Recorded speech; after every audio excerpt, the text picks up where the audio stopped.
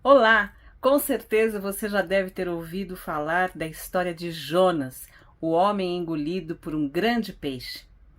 Eu, como fui uma criança criada na escola dominical da minha igreja, ouvi muitas vezes essa história, contada pelas minhas professoras, com os flanelógrafos, com as gravuras que mostravam o peixe engolindo Jonas. E, como criança, aquilo era algo muito mágico, muito esplendoroso, um homem ser engolido por um grande peixe. Com os anos, com o tempo e estudando, eu tenho descoberto que o livro de Jonas traz muito mais para nós do que apenas a história do homem e do peixe. E é para esse estudo que eu quero convidar você a juntos percorrermos todo o livro de Jonas, encontrando as lições preciosas que o Senhor tem deixado na sua palavra para nós.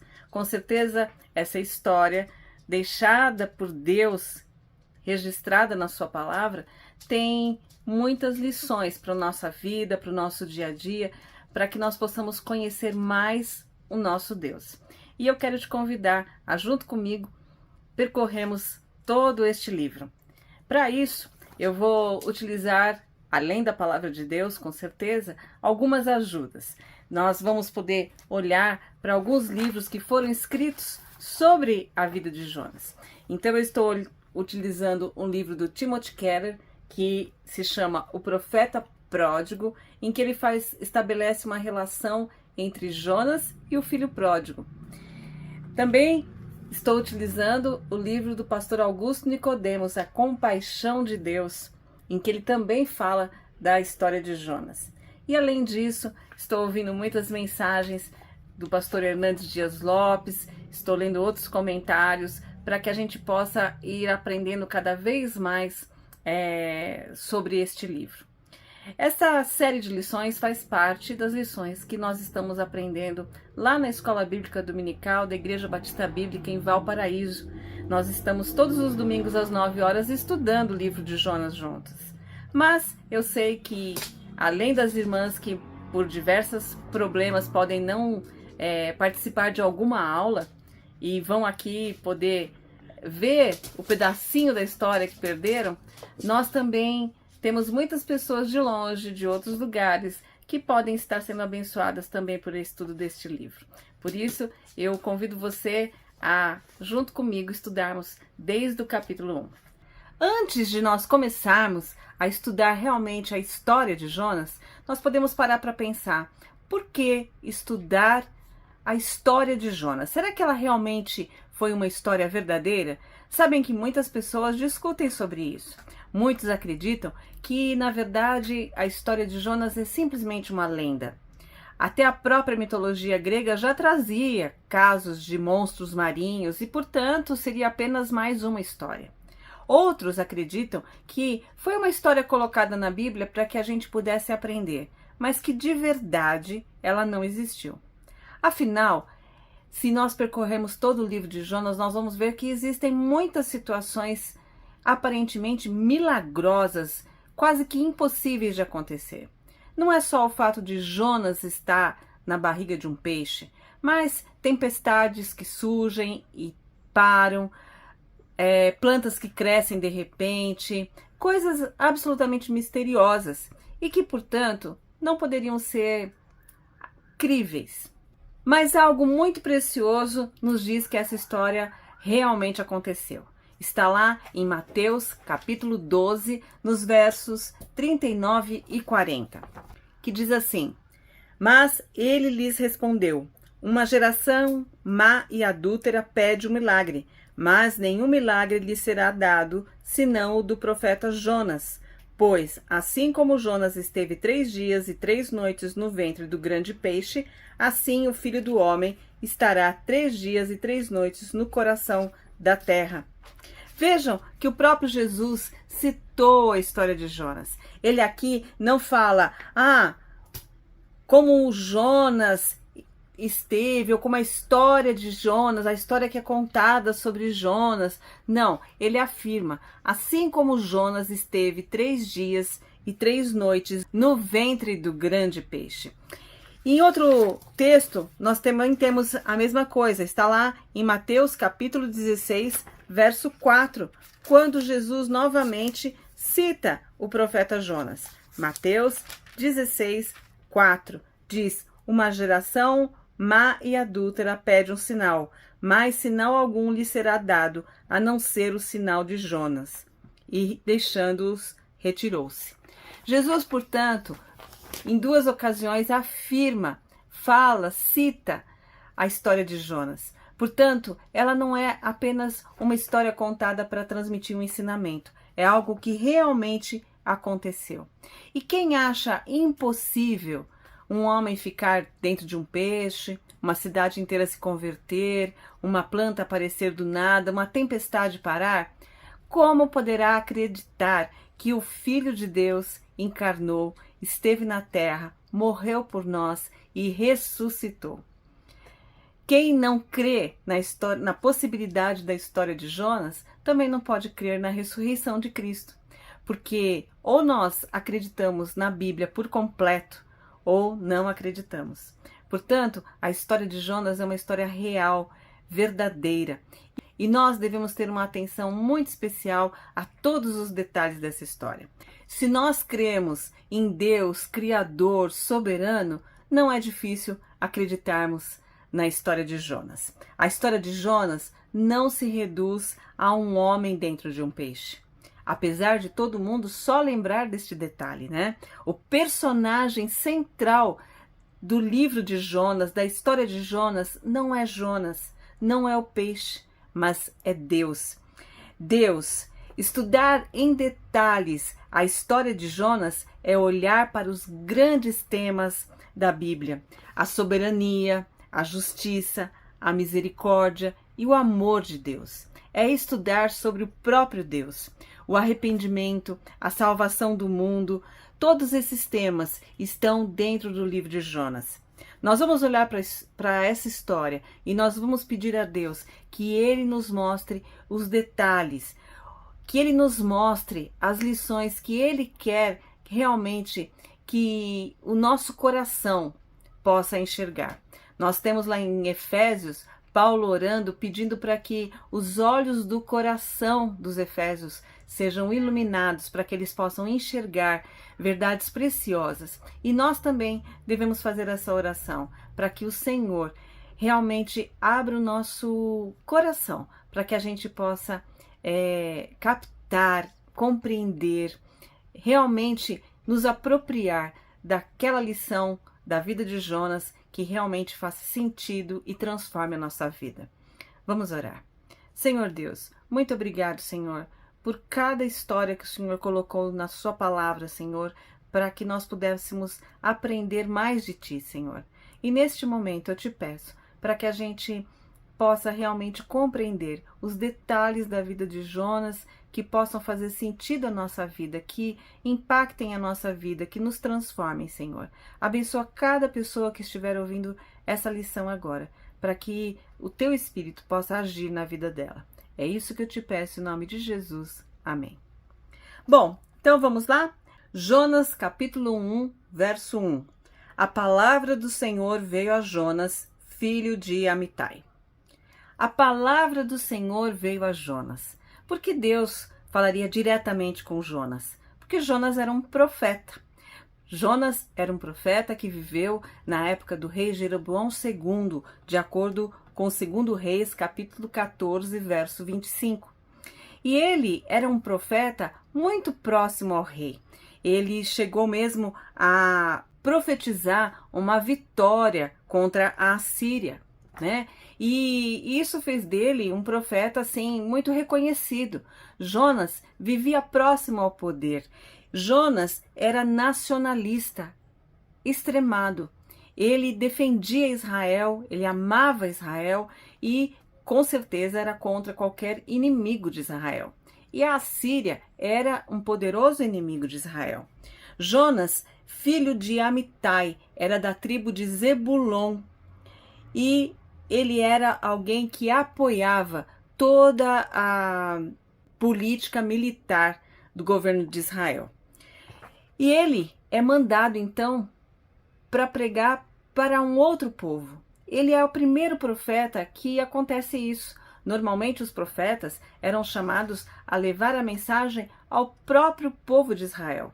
Mas aqui Jonas é chamado para fazer isso em outro povo. Nós vemos aí no versículo 2, vai agora à grande cidade de Nínive e prega contra ela, porque sua maldade subiu até mim. Jonas era alguém temente a Deus. Ele realmente amava o Senhor. E nós vemos isso quando ele reconhece o pecado dele, quando ele está lá no barco. Nós vamos ver mais para frente, todos esses detalhes. Mas quando os marinheiros identificam que ele é o problema, ele reconhece o seu pecado, ele pede para ser jogado do barco, Ele depois tem uma conversa muito íntima com Deus dentro do peixe. Ele obedece depois indo pregar em Nínive, mas o tempo todo Jonas tem, de um lado, o amor e a obediência a Deus, principalmente no primeiro ele começa desobedecendo, mas depois obedece a Deus, mas por um outro lado, ele tem muita raiva e um espírito de vingança contra o povo da Assíria. Ele lutava contra essa raiva, esse rancor que ele tinha no coração contra os assírios.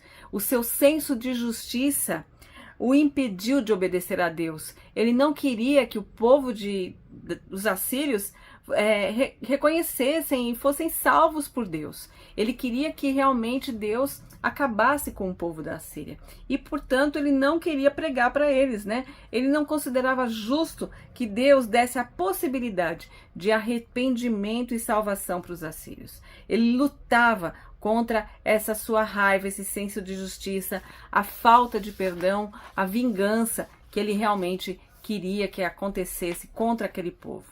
Bom, Deus o manda pregar em Nínive. E como era Nínive? Nínive era uma cidade grande, era uma cidade próspera. Ela tinha uma população de mais ou menos 120 mil habitantes. Era um povo extremamente cruel, uma ameaça a Israel. Eles já tinham tomado parte de Israel, eles tinham matado israelitas, E era uma ordem muito chocante essa.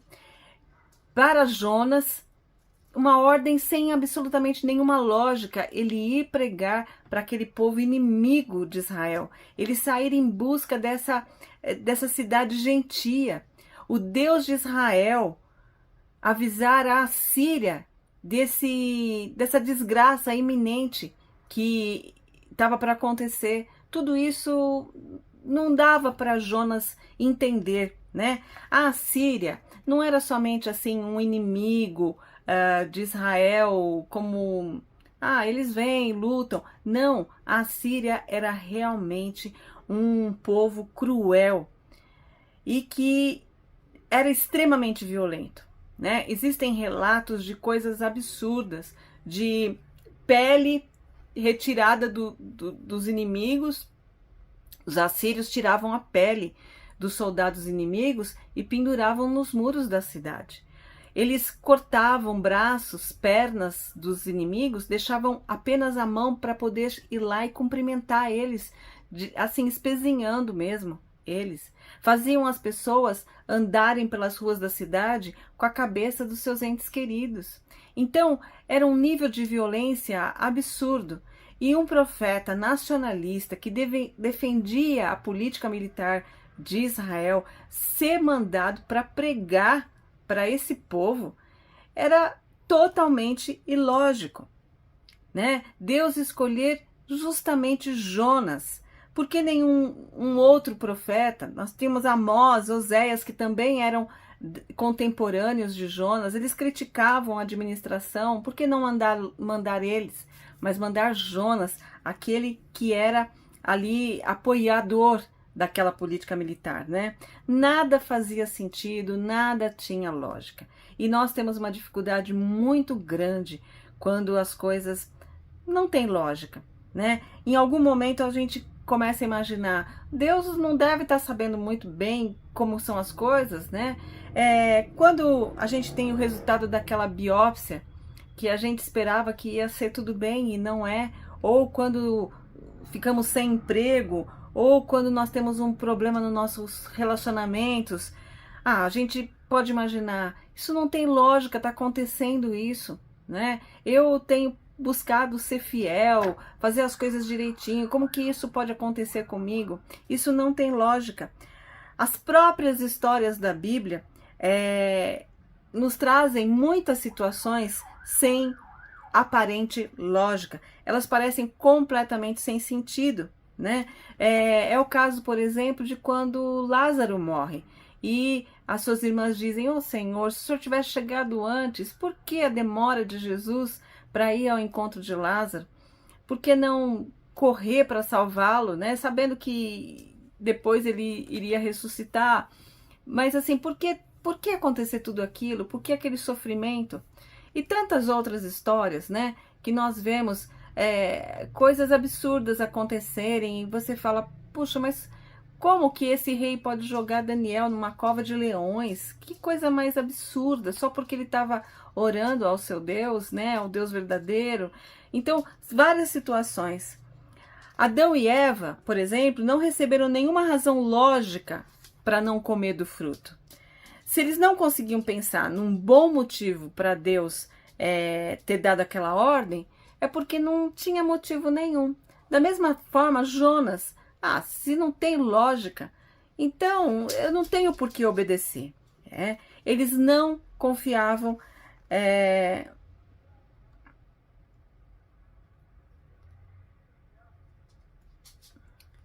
Eles não confiavam que Deus estava realmente querendo o melhor para eles. Parecia uma ordem ilógica. E para Jonas também. Ele não conseguia confiar na soberania, na bondade, na justiça de Deus. Para ele aquilo era algo injusto, algo sem sentido.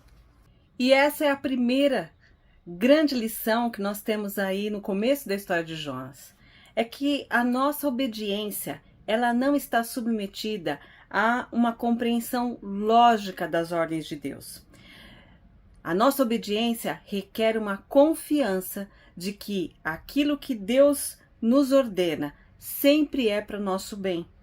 Nós não podemos querer compreender a forma como Deus pensa, para então dizermos: ok, agora entendi, vou me submeter, né? Nós precisamos realmente confiar nessa verdade, que tudo que o Senhor faz é para nosso bem, ainda que a gente possa não compreender de forma alguma o porquê que nós estamos vivendo aquilo.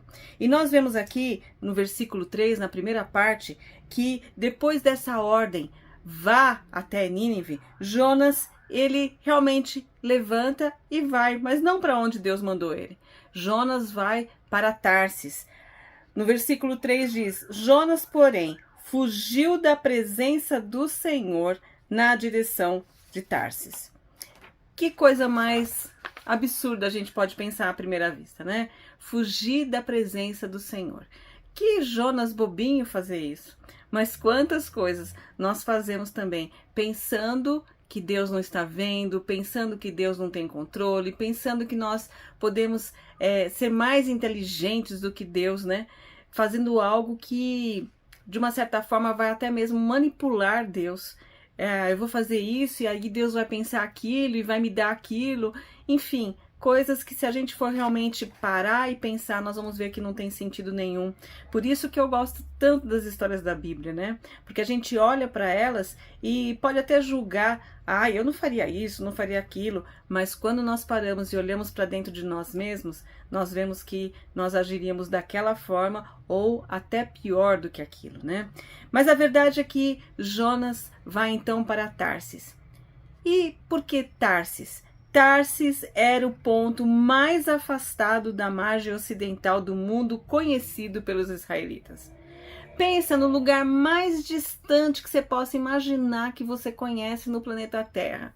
Era para lá que Jonas foi, né?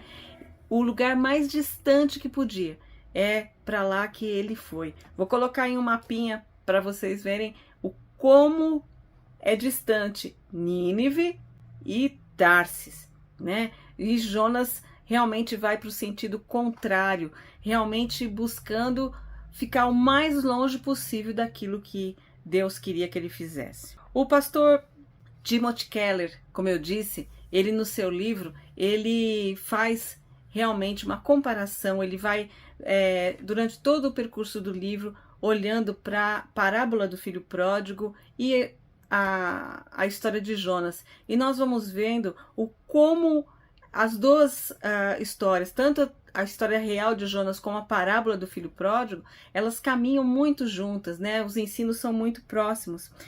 Nós podemos ver em Jonas, nos 2 primeiros capítulos de Jonas, o filho mais novo. E nos 2 últimos capítulos, o filho mais velho.